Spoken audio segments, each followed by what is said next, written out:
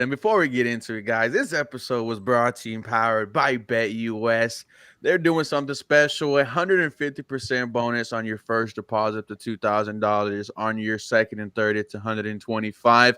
We got the usual crew here, but normally we are on the Roundtable Network. Shout out to them. Now we are here. We're just trying to show off what we can do with all our numbers combined, and I'm so excited. We got Harley, we got AD, and we got Mr. Houston Texans. Guys, you know why we are here?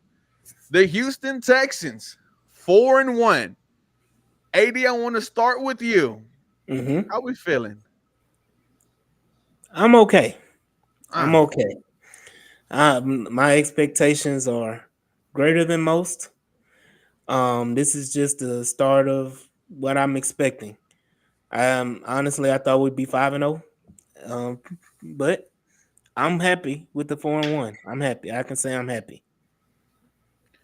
Texans, how you feeling? 4-1. First in the AFC South, second AFC overall.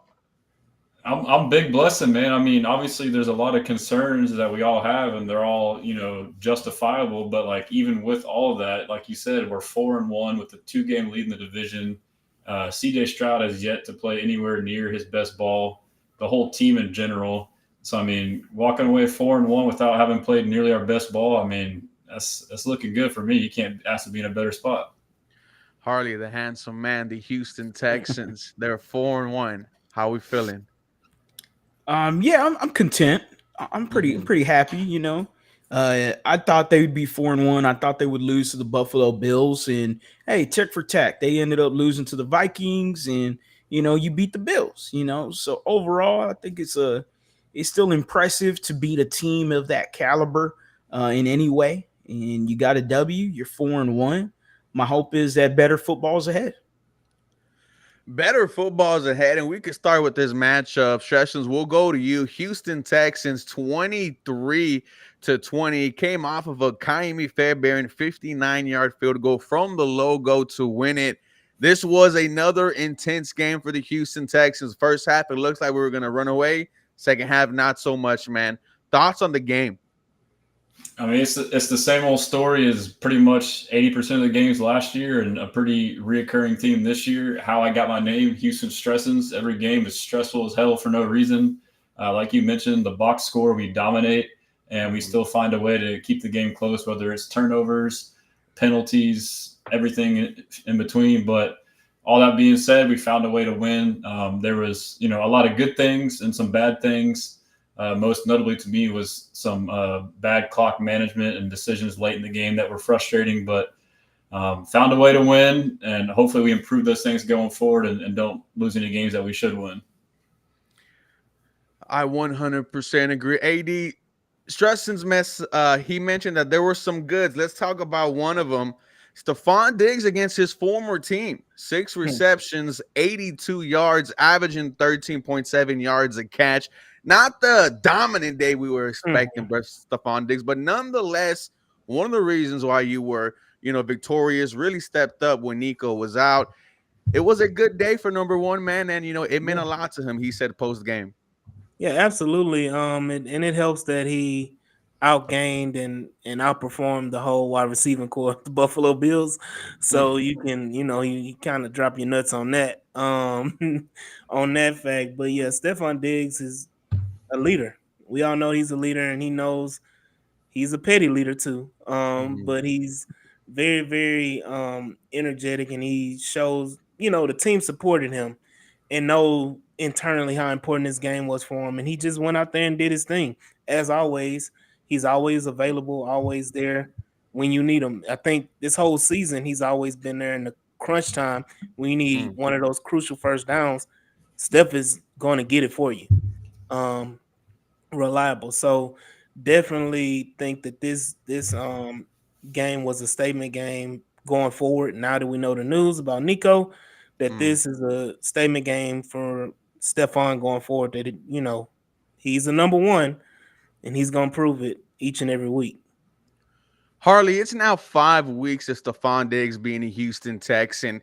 Looking back on it, how do you feel now that he is a Houston Texan and Your thoughts on his first 5 weeks? A lot of Buffalo Bills fans and Vikings fans would have expected this situation to blow up. They were saying he is a locker room cancer. He's going to mess it up as soon as he walks in there. How has the Stephon Diggs experience been for you?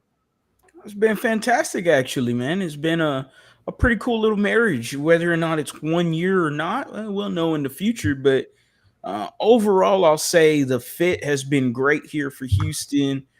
His reaction with the city and everything was real funny in the offseason, and especially during the game with the Bills after the game was over.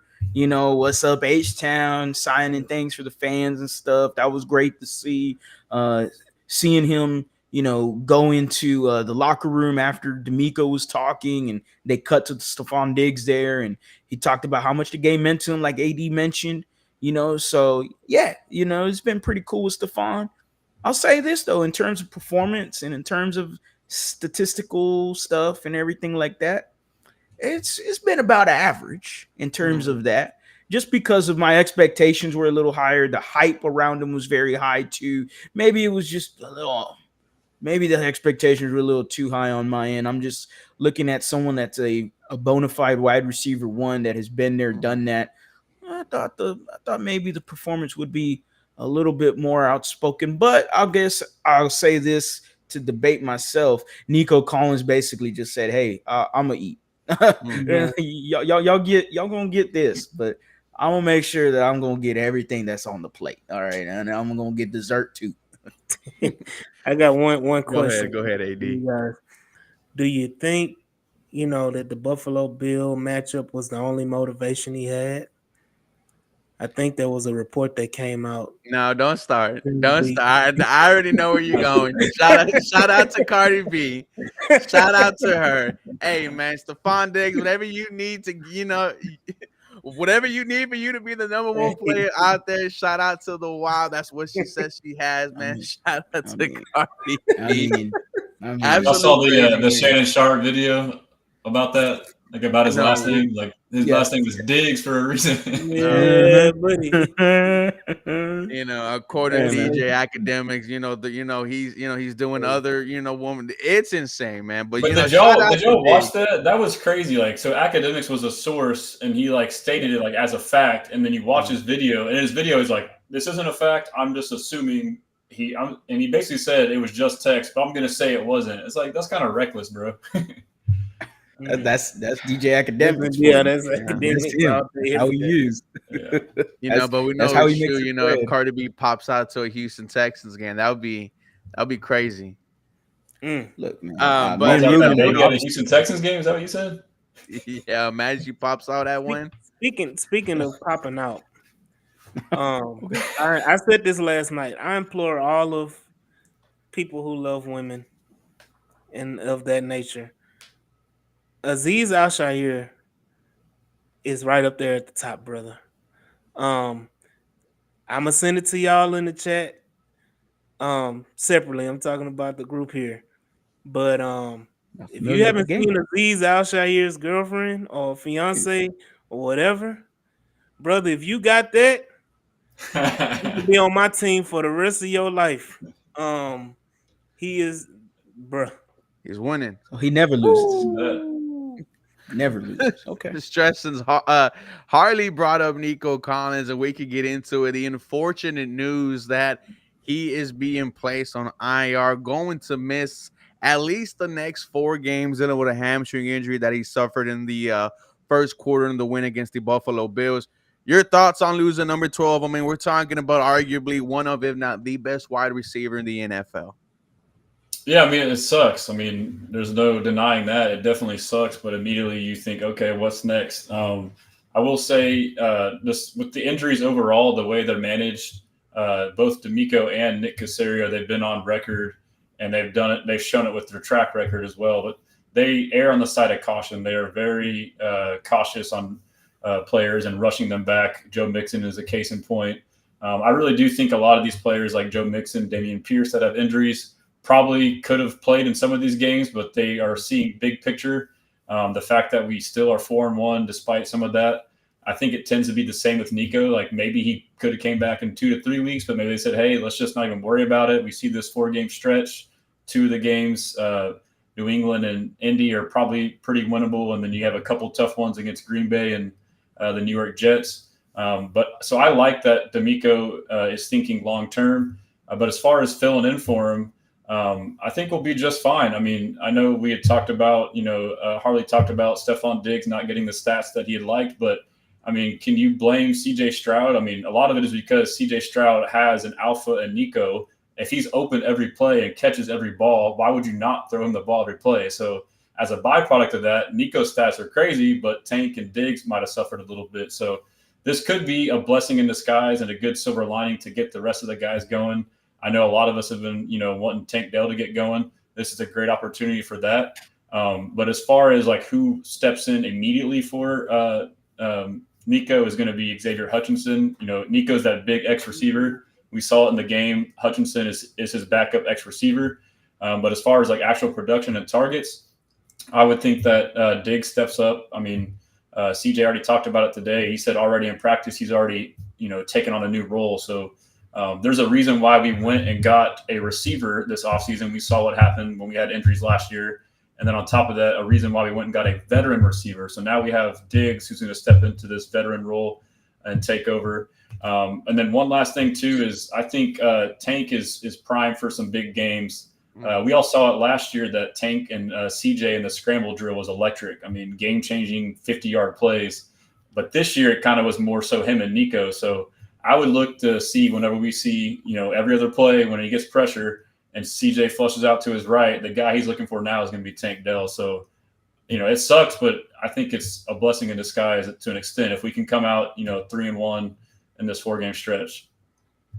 AD, how does this Houston Texan offense adjust and adapt to life with that 12 for maybe the next 4 to 5 weeks? Because when you look at the game where he's supposed to come back, Landry Locker mentioned it's at New York on that turf. Do you really want him back on that, on that game? No, But not on how do the Halloween. Houston Texans go forward? They have we said it preseason, man. They have an assortment of weapons. So not only do you see an uptick in Stephon Diggs and Tank Dell, like Stressens mentioned, you also see more of Dalton Schultz. You also see more of Cade Stover, getting more opportunities. We talk about Xavier Hutchinson, but don't forget John Mechie is there. Been active the last few games. He's a potential, guy to get targets as well. So to me, this should open up the playbook a little bit more because now you take that home run hitter away in Nico Collins and that reliable guy in Nico Collins. Then you take that away. Now you have to be more creative in your play calling, your play design to get other guys open and opportunities. So definitely, I think now you see more of the everybody eat situation than what we've seen before with just Nico. And Harley, I do think it's going to be Tank that steps up. Dalton Schultz step up. I know AD said it's going to be a mixture of everyone, but which one of these playmakers, who were there for you last year, Tank, Dalton? I mean, my gut says Tank, but I think the real answer is a mix of everyone. This was the reason why you get Stephon Diggs is you had an offense where Nico Collins and Tank Dell didn't exist. And yeah, Noah Brown, hey, kudos to him for having his little back-to-back 100-yard game.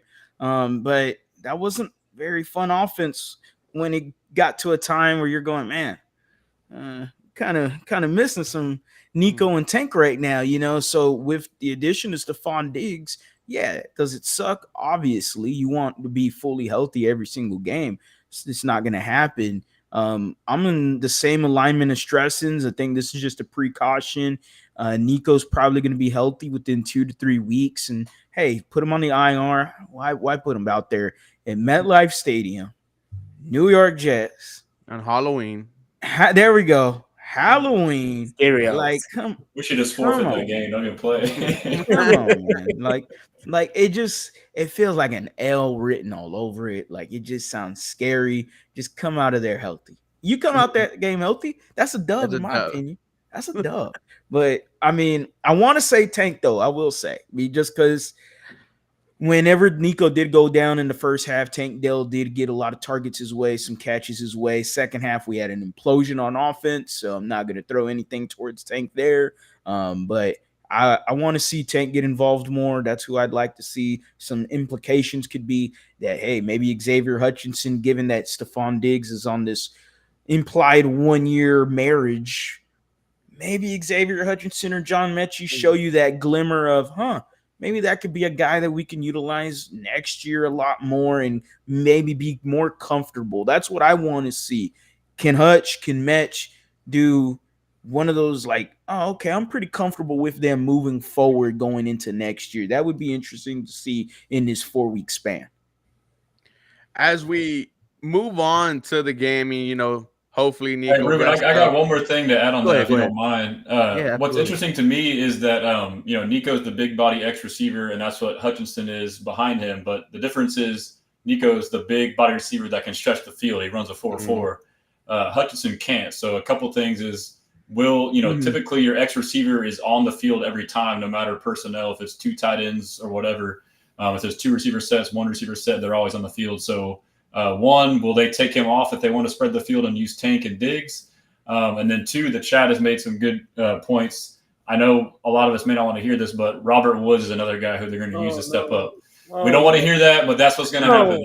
And CJ, that was one of the first names that CJ dropped in his press conference today. But really, I don't think though. I mean, because he's an outside receiver, so I mean, Mech and Woods, I would like for Mech obviously to be involved, but it's really just going to be Hutch will be the guy that steps in, and now it's just getting the ball to Tank, Diggs, and the tight ends. So let me say this: if Robert Woods catches another punt inside the 5 or 10-yard line again, oh my God, he needs to go. I'm sorry. That's another topic, but Tank Dell needs to be the punt returner. It makes no sense not to have him back there, bro. I'll say this. Because wait till he gets hurt. They're going to start screaming why you had him back there. Yeah. But the injury risk on punt return is minimal, bro. I'm like, at this point, put John Mitchell back there. I want to say this. Steve Sims did the same exact thing. Then Robert Woods did the same exact thing. And what really irks me is that Woods is a veteran. So you would think he would know not to do that. So my attention not goes to Woods and Sims. It goes to Frank Ross, because to me, that is something you're being taught. And that is something where I'm like, okay, Frank, wait a minute. Man, now Ruben knows how much I enjoy watching some Frank Ross at training camp. That man is pure hype. That man will make me run through a brick wall. I mean, I ain't got no problem. But I'm just saying, man, this isn't the special teams for the Texans. Super letdown so far, especially the punter, Tommy Townsend. Super letdown so far. Except for Kaimi. But Tank Dell was like the best punt returner in the nation in college football. He was absolutely electric. I mean, what are we doing? They don't want to risk injury. They don't. I already know. Stressing, as we go to you, let's stay on the special teams, man. Kaimi Fairbairn might be the best kicker in the NFL. 3 50-yarders against Indy, 3 against Chicago, 2 against Bills, one of them being a 59-yarder. You think he's the best kicker in the NFL? I mean, he's got to be up there. Justin Tucker's kind of regressing a little bit. I mean, what he's done so far this year, I don't think anyone else has come close to it. I don't know if it's, if other kickers have had the same opportunities, but I mean, he's missed 1 field goal all year or 1 50-yard field goal all year. And that 59-yarder, like, he even thought he missed it. He's like, I had a little slice on it, and it still was nails down the middle. I mean, what a weapon that is, though. I mean, so this kind of helps us as Texans fans. Obviously, the start has been frustrating in different areas, but one thing we have shown is we can win in a multitude of ways, one of which is field position and field goal kicking. So having an automatic long-distance field goal kicker, the best in the league like Kaimi, as we get into the playoffs, is an absolute weapon to have. He's just someone that deserves a lot of flowers. We would not be 4-1 if it's not for Kaimi Fairbairn kicking the football.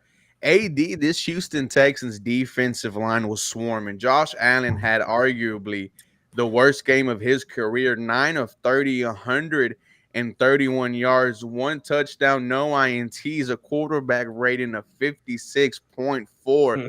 Tell us about this swarming Houston Texans defense. The Start with your crazy boy, who number 39. again, Texan fans, I want to say you're welcome. Um, through my Jedi mind tricks and my awesome, platform that I'm promoting Henry Toa to new heights. I'm elevating him to new heights that he's never seen before. Bigger than anything you've ever seen before, better than everything you've seen before. How the We turntables have appreciate that. turned. We Henry appreciate that. Toa is on pace to be a Pro Bowler. And he showed the nastiness, the grit. I think he's top 5 in tackles in the NFL right now, if I'm not Dare I mistaken. say some leadership also shown in that mic'd up video? Yeah, I got you. I got you. Whatever you need, I got you. Henry, he graduated from Noah to Toa. So He got his shout name out. back. For sure, show up.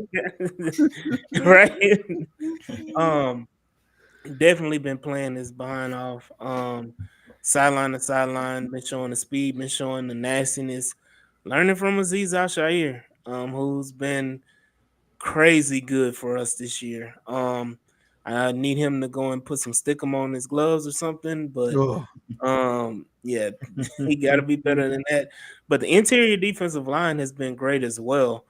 We already know about Will Anderson and Daniil Hunter, but Foley Fadakowski has been amazing this year. Shout out to Tim Settle as well, who's been given a lot of interior pressure. Of course, early in the season, you had Mario Edwards, and we all know about Khalil Davis from last year. So the defensive line has been stout, even though we were missing a few pieces. But I do want to acknowledge and shout out Dylan Horton. Came back and played the whole game and was effective in this game as well. So shout out to Dylan Horton, who came back from cancer, stage 4 cancer, was in remission and came back quicker than what we thought. I thought he was going to be out the whole year. Came back and he's already making an impact in the game. But yes, this defense is swarming. This defense is fast. This defense is violent. This defense is sticky in coverage. Whatever you can talk about, this defense has it and shows it. You want to talk about Kaimi winning us games? The defense, for damn sure, is the reason why we're 4-1 right now. And what does that tell you about this, D'Amico Ryan's led defense hardly entering this game? Josh Allen was viewed as an MVP type of quarterback. It doesn't matter what his weapons are out there. He can get it done by himself. The Houston Texans defense made him look absolutely silly, man. How do you feel about this defense led by our head coach? I mean, how do you not get excited about that game defensively as a fan? I mean, Josh Allen is a top 5 quarterback in the NFL. You made him look like minced meat out there. I mean, it wasn't sure. He had a few missed throws. That's part of the game, man. I mean, come on. The Houston Texans did their job against Josh Allen. If I'm telling you just his stat line, Josh Allen went 9 for 30, 131 yards and a touchdown. You're thinking, oh man, it wasn't a day for Josh Allen. It wasn't. Like any Bills fan would be like, oh yeah, we lost. And they're gonna ask, well, what was it? The Steelers defense? Was it the Niners defense? No, it was the Houston Texans. It was a damn good defensive effort by the Texans. They continued to answer the bell every single time when their backs were on the ropes. They had CJ Stroud fumble that ball on the second turnover in the fourth quarter. And the defense, I'm thinking, man, I don't know. How many times are they going to stop them? Like how many times can the defense save your ass? And here you go, man. You hold them to a field goal. You make it 20-20. Something where they were inside the 20, inside the 15, somewhere around there. I thought it was going to be a touchdown. I ain't going to lie. I thought they were going to score. I was like, oh, no. Regardless of the Bills, needing to be investigated because, a concussion issue with Josh Allen. But that besides the point. Horrible. Little smelling salt. BS, boom. Get on in. Smelling salts, man. Yeah. Crazy work by the Bills there. They need to be investigated. Yeah, I got a stat. I just realized looking at the last 5 games, the Texans have only allowed one 200-yard passer this whole season. Ooh. And that was week 1 against Anthony Richardson, who had 234. IR5? Those are like from one play. Yeah, from 3 plays, really, yes. Yeah, or to take one of those 3 plays away and he's under 200. Right. So Sam Darnold had 4 like Sam Darnold only had 181 yards I passing. know. But hey, taking Josh Allen's 9 for 30, 130 yards, he had freaking 50 on a 5-yard hitch route. Right. That was a You false take that away. push off. Shout out to Keon Coleman for getting that. Stresses, I I want to think this ask you. points to a bigger overall theme, though. Like D'Amico Ryans is a defensive-minded head coach, and this is a reason why our games are so close. Is he knows how good that defense is. This is the way he wants to win games. Like we don't want to win games like this because it's stressful, but he wants to lean on that defense. He wants to be conservative as hell, play the field position, and have the defense win. But hopefully, we get away from that. I wanted to stick with you, Stressins, and ask you about Derek Stingley. Once again, it seems like when there's a big moment for the offense and they need a play, they test number 24 and he shuts it down. How has he been this season for you, man? Entering this year, I was saying if he's healthy, we're talking about one of the best cornerbacks in the game. I think 24 the past 2 weeks has definitely looked like it. How do you think Derek Stingley has been so far? Yeah, so I agree. You mentioned the past 2 weeks. I would say before that, he didn't play up to his standard. I mean, he played good, but, we saw what he did at the second half of last year. And then through training camp, he was like the one player that kept intercepting CJ Stroud. So we know what he's capable of. He's an all-pro player, so we've been holding him to those standards. So early on, he kind of had some bad coverage plays. And I thought an area where he struggled early on really was tackling in the run game, which is actually a strong suit of his and something that D'Amico Ryans really likes from his safeties and cornerbacks is to be physical and in the run game and tackle. But as you mentioned, the past 2 games, he's back to his old self. So that's good to see. I mean, when you have someone of his caliber who can basically just shut down whoever he's guarding, and if they throw his way, it's more likely for him to catch the ball than the other receiver to catch the ball. That's pretty insane. So, if he keeps it up the rest of the way, I think he should be an all-pro season. Harley, as we move to the offense, I think it's a tale of 2 halves. First quarter, it's like, wow, this is what we expected. You could have one play on the offense, boom, it goes straight to Nico for a deep touchdown. The running game was also working for you. And then we saw life without 12. And in the second half, it looked horrible. Your thoughts on the Houston Texans offense? Because when you look at the stat line, you see CJ Stroud, 28 of 38, 331 yards, 1 tutty, 1 INT, and you only win this game by 3. And it feels like once again we're having this conversation about the Houston Texans offense just kind of not living up to the expectations. But your thoughts on the O in this Buffalo Bills game? I mean, I think you hit it on the head right there. It's a tale of 2 halves. The first half is really what you want to implore on as a Texans fan. You want to really get that first half and make it 4 quarters. Because that first half, chef's kiss, man. I mean, it was just money. And Ruben, you said this, man. It felt like it was easy. Like we said it on Bleacher Report, man. It kind of felt like it was too easy to score in the first half, and you only scored 17. They're lucky the half ended. I'm for real, because Tank Dell was really getting going in that end of the first half. Like, even without Nico, the offense was still kind of moving pretty well. Overall, again, 17 points. Then the second half started, and it went back to, same old Texans from the previous 3 weeks. It's like you can't get the car started again. And it's like, damn, what's going on? And then we see some things that happen with CJ Stroud where he gives up back-to-back turnovers. It's like, whoa, never seen this before. Okay. Which I don't expect that to happen again. That's just too much of an anomaly when it comes to CJ, especially his mentality. He don't like giving up turnovers. So the offense in the second half, man, look, I think it was just like anything bad that could happen was gonna happen in the second half, and they continued to give chances to the Buffalo Bills to win the game. Bills just didn't want to win it. It's basically what happened. Stressins, I saw a stat. I think that the Texans are averaging 6 points in the second half. Feels like there's no rhythm in the third quarter. Those penalties always show up in the third. What do you think is the reason why this Houston Texan offense just can't get it going after halftime? I mean, I don't really know, like, if there's a specific thing, if it's just random that it happens to happen then. Or if it's, I mean, maybe it could be halftime adjustments from Bobby, him not making any, and the opposing team making some. But I mean, as you alluded to, really a majority of it is just penalties, which I don't know why they all of a sudden start to happen in the third quarter and fourth quarter. I really don't know. I wish I had an answer for you, but it is definitely very frustrating. But if we get that sorted out, these games where we start off with a good first half, and if we come out in the third, early fourth, we can really put these games away. But I just say penalties, and I don't know why we commit them. It's just I really have no idea. AD, this offense is stalling in the third, man. We saw this offensive line, a clean first half, no penalties from anyone, and then it just seemed to kind of dwindle down in the third quarter, man. What seems to be the issue? Bobby Slowick. No, that's gonna piss people off. But honestly, I mean, Bobby has a hand in it because watching the film last night is very very predictable. Especially in the end of the third quarter and the fourth quarter, it was like what's coming. You hit Stephon Diggs on a big play across the middle, big first down. You moving the ball.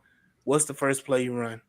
Let's run a toss play outside to Dare Ogunbowale that gets a -2 yards. And then you get a penalty for whatever reason in the second half when you get those penalties. And now it's 2nd and 17 or something. Well, we know what's going next. It's a screenplay, wide receiver screen or something like that. I mean, it's very, very predictable. But we couldn't complete the drives. That was the biggest issue. We would get down, and it's tail of the season. We would get down inside the 40 or right around the 40-yard line of the opponent, and something funky would happen.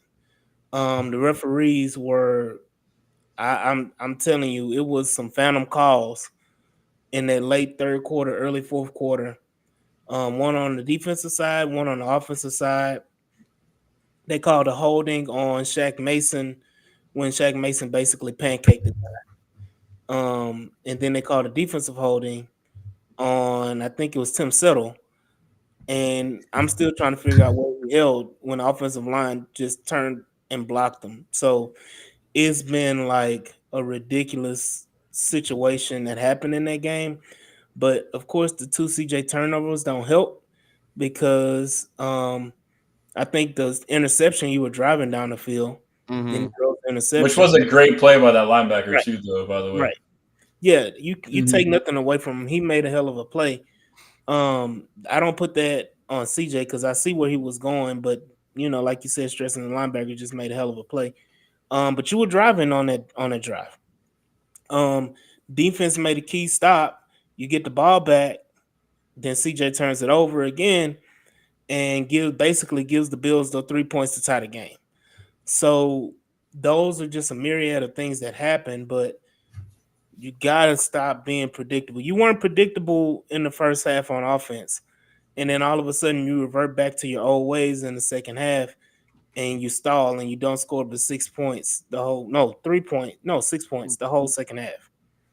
I want to add one thing. You made me realize. I mean, maybe part of it too is the D'Amico defensive-minded head coach kind of having that, just tamp it down in the second half, kind of squat on the lead type thing. Maybe that's part of it. But I mean, you brought up the turnovers too. That's definitely a big part of it. But I know I've been kind of harping on this like defensive-minded top-down approach. I really do think that's a factor with D'Amico. He likes to just try and just, I don't know. He gets conservative, but yeah. So what do you think about that, Harley? Like, Stresson said is maybe we don't have that killer instinct, and maybe D'Amico wants to win by 3 points, and he's fine with it.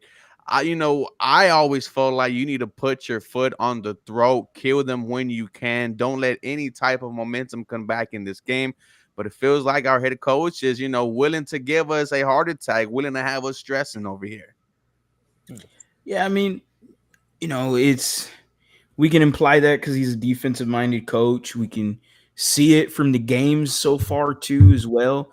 I mean, it seemed like they made it a point that, hey, we're gonna have Joe Mixon, we're gonna have him run the football. Here's 31 carries for $159. Do we know that per se? No.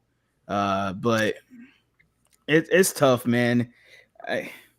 I'm always in the mindset just like you, Ruben, and I think all of us are. Man, keep scoring the damn ball. Like just get the damn ball in the end zone as many times as possible. Get in the damn red zone as many times as possible, and try to cash it in as many times as possible. And we're making it sound easier than easier said than done. Obviously we're not there playing. But I mean, come on, man. I do it in Madden all the time. Come on now. Come on, bro. Sometimes I don't know who it Hey, was. I don't oh, know what chat it was, but in that chat they was putting the Madden plays. And I was like, "Is Bobby playing Madden on Saturday night before the game and coming they up with got the these four plays?" verticals. Four verticals, baby. 4 verticals, the wide receiver screen, the zone. What is Little that? Texas route. Yeah, But this is man. part of like being like a young team with young players and young Mhm. coaches, young OC. Like I So thought smart. fully last year, like I justified it, like that's fine. But like I was hoping this year, like y'all mentioned, like we would find a way to put games away and have that killer instinct, but it's yet to happen. So it's like very frustrating. Like again, we're dominating games throughout the game, and then we just play with our food. It's the same old story. So hopefully we'll evolve at some point this season.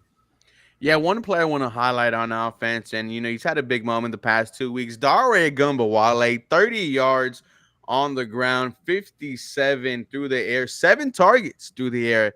Last week had the big go-ahead touchdown. This week had 2 big conversions on third down. Man, shout out to Darway just taking advantage of your opportunities. Before we go, I wanted to real quick ask Mr. Stressens about a head coach who was just fired from the New York Jets, Robert Saleh. It was a shock to everyone. And I'm just asking this question because it's a popular topic around us right now. If he wants to, should the Houston Texans entertain the idea of bringing him in here to help out with the staff? Absolutely, and that graphic you had made up and posted was pretty sick too, of him in a Texans coaching uniform. But I mean, why not? I mean, he's familiar with the system. Him and D'Amico are familiar with each other. As long as it's not an issue of conflict of interest, if he may come in and try to override people. But if he comes into a role and knows his role, I mean, why the hell not? Hey, you bringing in Saleh? Just give me my money. Absolutely. I know it would be in a consultant type role, but this would be a pelt on his wall if he comes in as a consultant and helps lead the Texans to a Super Bowl. Mm. Absolutely makes it known that you weren't the problem in New York. That it was obviously Woody Johnson and Aaron Rodgers. Discount double check. And Harley, what do you think about that situation, man? The whole firing and then him going on the Pat McAfee show saying, "Oh, I had nothing involved with this," and then he went on the other Barstool, show, and they asked him, "Would you fire your head coach?" and he said yes. Like, what do you think about that whole ordeal? It's messy, man. It's really messy. It's very New For York. some, yeah, man. I mean, typical New York media, typical New York sports team. Like it's just Yankees, Jets, anything in that realm. It's always some sort of controversy. It's always some sort of dysfunction that's going on. Mhm. Yeah. It's tough, man. I don't understand the Rogers and Salah thing. I don't understand it. Everybody that's been following me for quite some time, I mean, 3 years ago or 4 years ago, I wanted Robert Salah to be the head coach of the Houston Texans. I wanted him here. I loved what he brought as a guy that not was just a hype man, but also his staff overall, was very similar to D'Amico Ryans. And obviously, they go all the way back. I mean, Robert Saleh was on the coaching staff here when D'Amico Ryans was a player. Saleh ended up going to Seattle when Seattle had themselves a pretty good defense over there. And then he goes on to Jacksonville, kind of with Gus Bradley and stuff, as when Gus Bradley was the coach over there. Obviously didn't work out, but defensively, the very next year after Saleh left and went to the 49ers, the Jaguars had a really damn good defense. Saleh's known for his defensive mind. I would bring him here however way possible. All right. Do what like the Eagles did last year. Well, no, last year, 2 years ago. 2 years ago. Who Vic got Brian Fangio, Flores? whenever. Well, I mean, yeah, that's the best example. Brian Flores with the Steelers. I was thinking Vic Fangio when he went to the Eagles, right? That Super Bowl, when they were in the Super Bowl against the Kansas City Chiefs, they brought in Vic Fangio. They just brought him in. Like, here you go. Here, why not? I loved it. I'm not saying that, I mean, we can wait till then. I have no problem being in a Super Bowl. But I would love to bring Robert Saleh a lot sooner. I would love to bring him in here, bring him in the building. He knows everybody. He's confident. The people know him here. The building knows him. Unfortunately, he didn't get an interview, but still a little salty about that. All good, man. D'Amico could bring them all in. Real quick, before we go, Houston Texans, let everyone know where they can find you and all your latest work. Yeah, so it's at Texans Commenter on all social media except for Instagram. On there, it's Houston Texans. I just recently launched my website, HoustonTexans.com. It's a work in progress. It's legit, but I'm adding features. One of my big goals is to I made a Discord on there today to where we can all interact on there. But I created profiles where y'all can all make profiles and serve as a link tree at the very least, where you can have all your socials. But I want it to be basically what I've done on social media, like kind of aggregate everything, but also do that on a website so it can benefit all of us. I know everyone works really hard. You can have all your stuff there, and it can be a one-stop shop where people can see you. So go ahead and check that out. I appreciate you guys, man. I've enjoyed this journey. I mean, I've made friends with you guys. Y'all are all awesome. And then even the people in the comments interacting online. I love the Texans community, man. So Yeah, it's fantastic, man. AD, where they can find you and all your fantastic work. You can find me at the H-Town Rundown at the H-Town Rundown on Twitter or X. The H-Town Rundown podcast on Instagram, H-Town Rundown podcast on Facebook, and also you can find us on our website, the htownrundown.org. Ooh, the handsome man Harley, where they can find Love you. that we're so confident we don't even talk about the Patriots game. I just realized that too. That's crazy. I love that we're just that confident. It's You know what? just Drake May. It's just Drake May coming in. BetUS doesn't even want to put up a a little slip because they don't know what to expect from Drake May. Like just real quick, Jacoby Brissett's a bum. I think they found out he's a bum. He's washed. He's ass. I think they realize that. I don't think it's, we're going to start Drake May because we need to start Drake May. No, they're starting Drake May because they found out Jacoby Brissett's an absolute bum. And so Drake May, here you go, buddy. Your first game's against the Houston Texans. Last time Texans played a rookie quarterback, Caleb Williams, 13 points. Remember when I said that punter shanked the punt and they got a touchdown off that? Yeah, that was the only touchdown for him. Other than that, 6 points. Caleb Williams, very athletic, can escape sacks. Drake May, not very athletic, cannot escape sacks. Oh, Daniel Hunter, Will Anderson. Yeah, buddy, it's going to be a buffet table for y'all. If y'all don't eat in this game, I mean, I don't know what else to say. We're gonna have if y'all don't eat in this, we're gonna have some conversations if we don't see It's some a stat padding game. AD's already starting those conversations. He just don't want to say anything yet. But I see him, AD. I see the hate. Spoons, man. It's got to be a 6+ sacks game for the D line at least. Man. It feels like it. It feels like it. It should But be something in that vicinity. We won't have the 6 sacks, but we'll have like 20 pressures, though. We'll have a lot of pressures. That we need, but we do need like turnovers. We haven't been getting a lot of turnovers. We need interceptions, fumbles. I mean, Dark Tooth is asking. Yes, the H-Town Rundown. You can find me on YouTube as well. H-Town Rundown.